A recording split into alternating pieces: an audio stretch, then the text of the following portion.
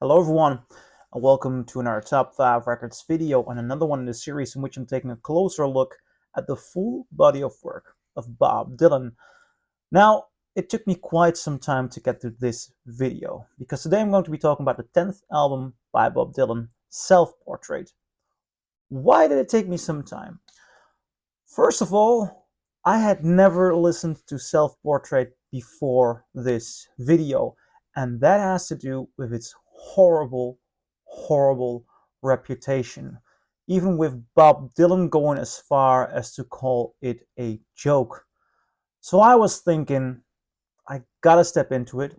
I found it hard to find a right copy. As a matter of fact, I do this review from a digital file. I've listened to this record on Spotify because I just could not find a copy, which is truly bizarre because I've seen that record even secondhand years ago going in the bargain bin because they just had too many copies. And right now, I think it has to do with The Complete Unknown, the new biographical film.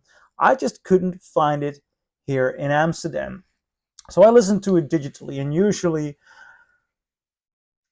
I prefer the final experience. So going into this, listening to it digitally, not on vinyl, I am really, really surprised. Well, first of all, I think it's important to paint the right picture of how this record was received. As a matter of fact, Dylan has talked about this record in a famous Rolling Stone interview in 1984. He said the following things. At the time, I was in Woodstock and I was getting a great degree of notoriety for doing nothing. Then I had that motorcycle accident in 1966, which put me out of commission. Then, when I woke up and caught my senses, I realized that I was just working for all these leeches. And I didn't want to do that. Plus, I had a family, and I just wanted to see my kids. I'd also seen that I was representing all these things that I didn't know anything about. Yeah, some more quotes. There'd be crowds outside my house, and I said, well, fuck it. I wish these people would just forget about me. I want to do something they can't possibly like, they can't relate to. They'll see it and they'll listen and they'll say, well, let's go on to the next person. He ain't saying it no more. He ain't giving us what we want. They'll go on to somebody else. But the whole idea backfired because the album went out there and the people said, this ain't what we want. And they got more resentful. And then I did this portrait for the cover. I mean, there was no title for the album. I knew somebody who had some paints and a square canvas, and I did the cover up in about 5 minutes. And I said, well, I'm going to call this album Self-Portrait. Yeah, exactly. To me, it was a joke. Now, though of course I am quoting Dylan here, I do not believe him. At least not the part about a joke. Why don't I believe him? Well, there is effort in this album. Actually, there's a lot of effort in this album. It's a double album. Why do a double album as a joke? There are not many situations in which an artist would put so much effort into a record, and then release it as a joke. Of course, there is the Lou Reed Metal Machine Music record, which is also a double album, but that recording took very little effort. And also, I do not think I could conclude that Bob Dylan, though cynical, would be as darkly cynical as Lou Reed. Also, listening to this record, I believe it definitely has a different vision than that of being a joke, even though it was, well, critically, it had the most horrible critical response, with Rolling Stone Album Guide giving it a 1-star review, the Encyclopedia of Popular Music 1-star review, Entertainment Weekly gave it a C minus. I mean, those are seriously some of the most horrible reviews Dylan has received. But if it would have been really a joke, would he have revisited this period for the Bootleg Series Volume 10? Or would you just say, well, past is past, I'm not interested? When you read Dylan's biography, he's focusing on the things he finds interesting.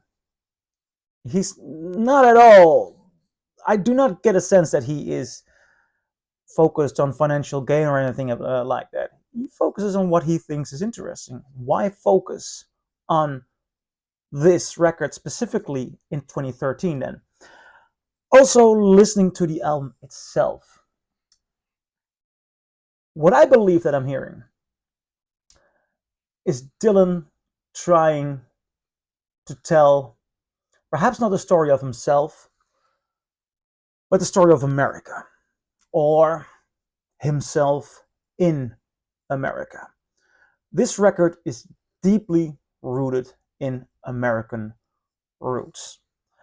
And the self-portrait element there is that there is a place for himself there.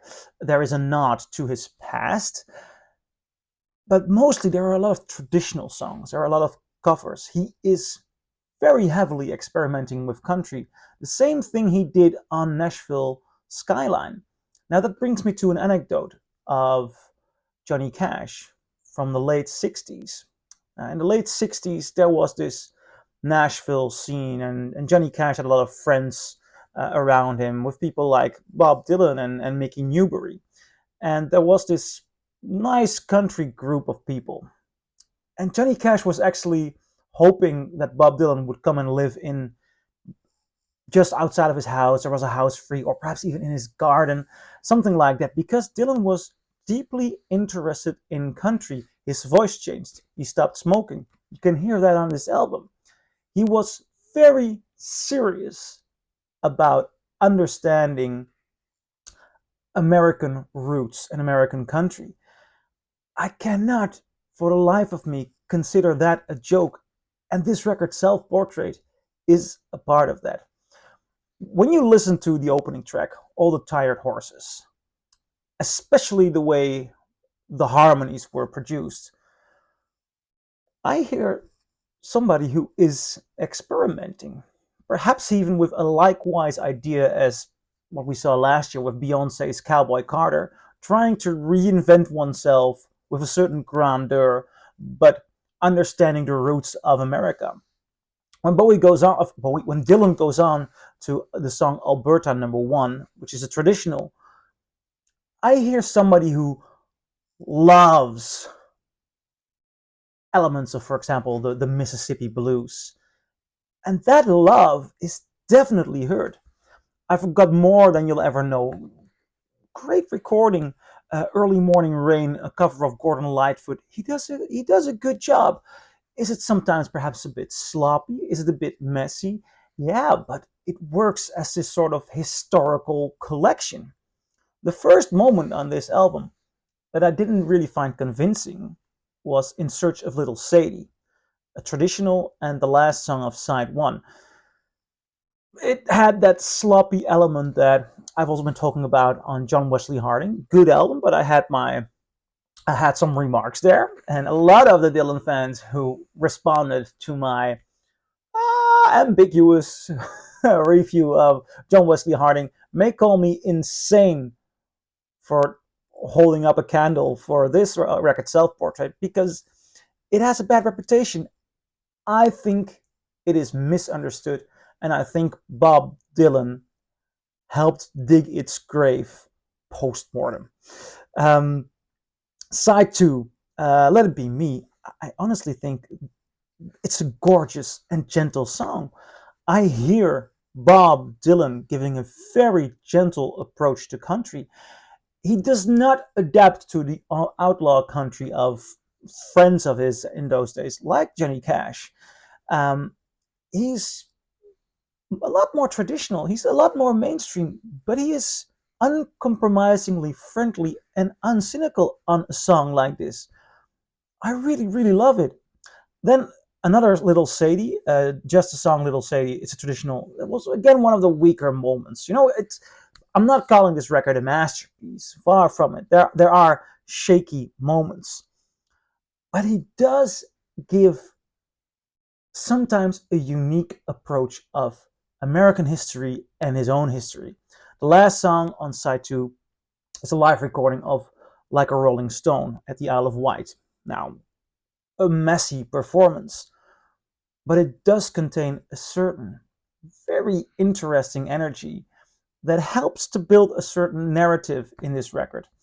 Side 3 has Copper Kettle, which um, a song about whiskey. I love that. I think it has a gorgeous root. It goes on. You get an interesting rendition of Blue Moon, a flirt there with a style that later on in his Sinatra years, a couple of years ago, you can hear that he was already serious about it. He was serious in understanding American 50s, 60s roots. And then he does a cover of The Boxer. And I was really taken back by that. Because The Boxer, some people say that he did the two voices himself because he wanted to do a Simon and Garfunkel joke or tribute. But one voice is the smoke-free, full-warm Bob Dylan, and the other is the sore throat cigarette nasal Bob Dylan. So he's doing a duet with himself with a reincarnation of the voice that he left behind. Beside the idea of whether it is beautiful or not, I thought it was pretty interesting. I really liked that. I really liked the fact that he went there, that he made me think about who was Bob Dylan with that choice. There are a lot of great things here. The Mighty Quinn, Take Me As I Am, Take a Message to Mary. Honestly, I can understand when you were a Dylan fan in the 60s. Even today, if you're a Dylan fan and you want to hear the voice of a generation, which he was in the 60s, or you want the fragile, vulnerable reincarnation which came later with, for example, Blood on the Tracks, that this might be a big downer. But in between, there was a period of country Dylan. And Dylan, through his life, has always been fascinated by the roots and the identity of the United States of America. I think that element already sparkles in Self-Portrait. And honestly, I found it a fascinating record. So I'm curious, what do you think? Do you agree? Do you disagree? Leave a comment below, and I'll see you in my next video. Bye.